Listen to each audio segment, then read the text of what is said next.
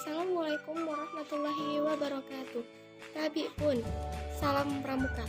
Perkenalkan, nama saya Justin dari Prodi Pendidikan Kimia angkatan 2020 dengan NPM 2013023024. Di sini saya ingin melanjutkan penjelasan saya mengenai Undang-Undang Kepramukaan dari pasal 20 sampai dengan pasal 35.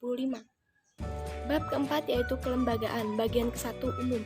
Pasal 20 terdiri atas 2 ayat. Ayat pertama, gerakan pramuka bersifat mandiri, sukarela, dan non-politis. Ayat kedua, satuan gerakan pramuka terdiri atas 2 yaitu gugus depan dan kuartir.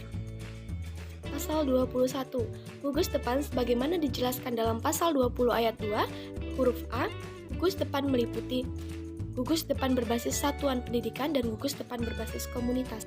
Pasal 22. Pasal 22 terdiri atas 2 ayat. Ayat pertama, gugus depan berbasis satuan pendidikan seperti yang telah dijelaskan dalam pasal 21 meliputi gugus depan di lingkungan pendidikan formal. Ayat kedua, gugus depan berbasis komunitas seperti yang telah dijelaskan dalam pasal 21 meliputi komunitas kewilayahan, agama, profesi, organisasi kemasyarakatan, dan lain sebagainya.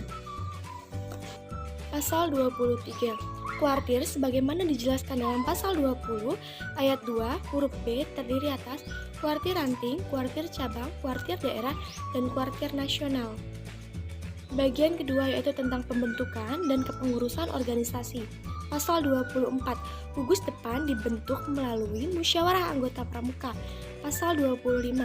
Pasal 25 terdiri atas 2 ayat. Ayat pertama, gugus depan membentuk kuartir ranting. Ayat kedua, kuartir ranting kemudian membentuk kuartir cabang. Pasal 26. Pasal 26 juga terdiri atas 2 ayat. Ayat pertama, kuartir cabang membentuk kuartir daerah. Ayat kedua, kuartir daerah kemudian membentuk kuartir nasional. Pasal 27. Pasal 27 terdiri atas 2 ayat. Ayat pertama, kepengurusan kuartir sebagaimana dimaksud dalam pasal 23 dipilih oleh pengurus organisasi gerakan pramuka yang berada di bawahnya secara demokratis melalui musyawarah kuartir. Ayat 2, kepengurusan yang dimaksud dalam pasal 1 tidak terkait dengan jabatan publik.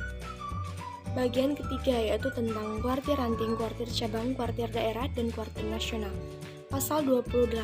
Pasal 28 menjelaskan tentang kuartir ranting.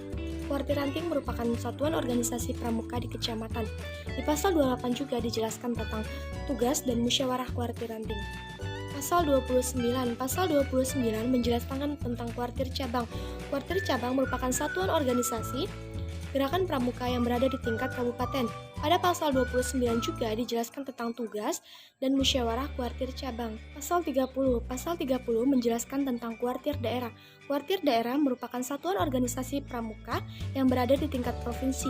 Pada pasal 30 juga dijelaskan tentang tugas kuartir daerah serta musyawarah kuartir daerah.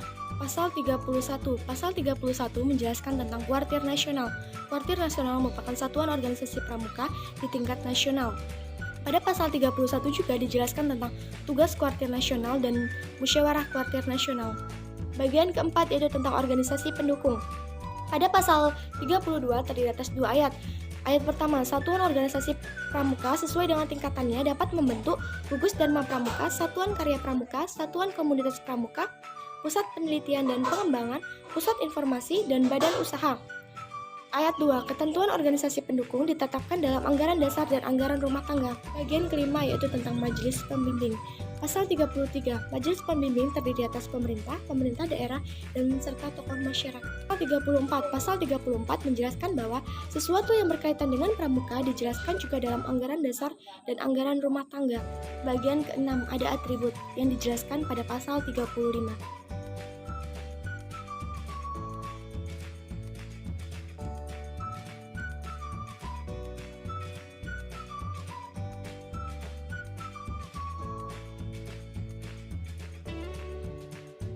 Sekian yang dapat saya sampaikan. Wassalamualaikum warahmatullahi wabarakatuh.